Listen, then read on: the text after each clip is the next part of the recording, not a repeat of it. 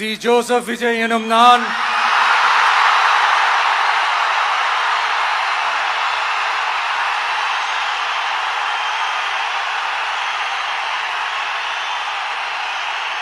சட்டப்படி அமைக்கப்பெற்ற இந்திய அரசியல் அமைப்பின்பால் உண்மையான நம்பிக்கையும் மாறா பற்றும் கொண்டிருப்பேன் என்றும் இந்திய நாட்டின் ஒப்பில்லாத முழு முதல் ஆட்சியையும் ஒருமையையும் நிலை நிறுத்துவேன் என்றும்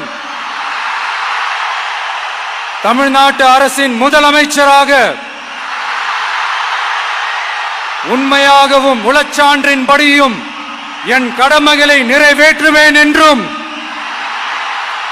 அரசியல் அமைப்பிற்கும் சட்டத்திற்கும் இணங்க அச்சமும் ஒருதலை சார்பும் இன்றி விருப்பு வெறுப்பை விலக்கி பலதரப்பட்ட மக்கள் அனைவருக்கும் நேர்மையானதை செய்வேன் என்றும் ஆண்டவன் மீது ஆணையிட்டு உறுதிமொழிகிறேன்.